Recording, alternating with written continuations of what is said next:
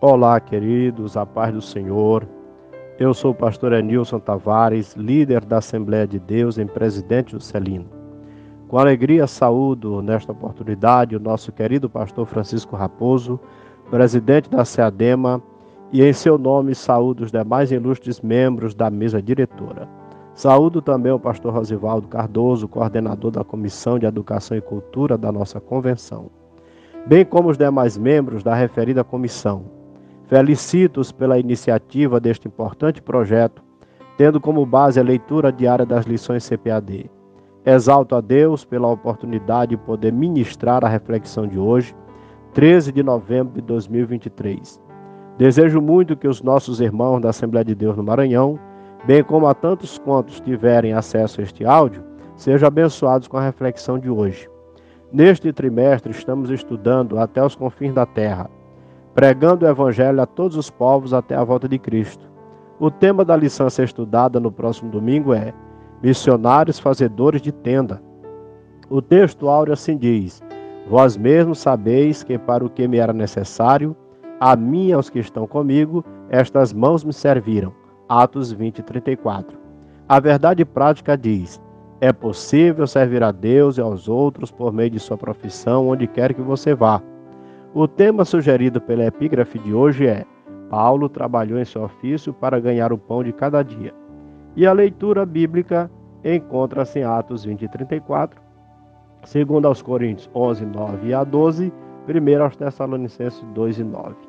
Queridos, é preciso considerar a princípio que os textos de Atos, 2 aos Coríntios e 2 aos Tessalonicenses, usado pelo apóstolo Paulo para falar sobre o seu trabalho secular e sua manutenção, não fazem uma apologia ao não sustento financeiro de missionários e pastores de tempo integral. O mesmo apóstolo Paulo, em 2 Coríntios 11:8, faz referência ao fato de ter recebido o salário de outras igrejas enquanto serve aos coríntios. Semelhantemente, ele se reporta aos filipenses em forma de gratidão por ter recebido auxílio financeiro dos mesmos quando servia aos Tessalonicenses. Filipenses 4, 14 a 18.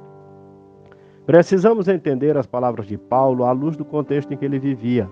Em Corinto, por exemplo, Paulo sofria uma severa oposição por parte dos falsos obreiros que não consideravam como um autêntico apóstolo e, portanto, um obreiro sem dignidade para receber sustento da igreja local. Assim sendo, Paulo tinha como uma questão pessoal não receber salário da igreja em Corinto, para que assim ele pudesse manter a sua autoridade apostólica isenta de qualquer compromisso. Assim ele se portou em Éfeso, 1 aos Coríntios 4:12, e em Tessalônica, 1 aos Tessalonicenses 2:9. Paulo chegou a perguntar aos coríntios se ele havia pecado pelo simples fato de lhes ter pregado o evangelho de graça, 2 aos Coríntios 11:7. Que homem admirável era o apóstolo Paulo, um polivalente, não só sabia fazer de tudo para ganhar a todos, viver contente na fartura ou na escassez, como sabia se adequar a qualquer realidade de uma igreja local para que o seu ministério não fosse censurado, 2 aos Coríntios 6:3. Para evitar escândalos financeiros nas igrejas já citadas, o apóstolo dos gentios valia-se de sua profissão de fabricante de tendas para o seu sustento e daqueles que o acompanhavam, conforme pontua o nosso texto áureo. Pelo que se percebe, Paulo era um exímio profissional, até mesmo que a cultura judaica exigia que o pai fizesse pelo menos 3 coisas básicas com seu filho: circuncidá-lo, ensinar-lhe a lei e ensinar-lhe uma profissão. Diante dessa realidade, com grande glamour, Paulo podia dizer: nos afadigamos trabalhando com as próprias mãos. 1 aos Coríntios 4:12. Para o apóstolo Paulo, isso era muito prazeroso, até mesmo porque trabalhar é um mandamento bíblico, glorifica a Deus e honra aos homens. Gênesis 2:15, 3:19, Salmo 128:2, Efésios 4:28. E sem intenção de levantar questões, posso dizer que fazendo assim o apóstolo Paulo torna-se modelo para os pastores bivocacionais, dentro de um contexto que assim exija, e também serve de modelo para os missionários que são chamados para terras distantes e culturas diferentes, onde não podem entrar simplesmente como missionários, mas podem entrar como profissionais nas mais diversas áreas. Que Deus nos ajude. Querido, Não deixe de ir domingo à escola bíblica dominical de sua igreja. A escola bíblica dominical é poderosíssima para a formação do nosso caráter cristão. Seu professor vai estar lá lhe esperando, lhe aguardando, para lhe instruir em sua caminhada de fé em Cristo. Oremos.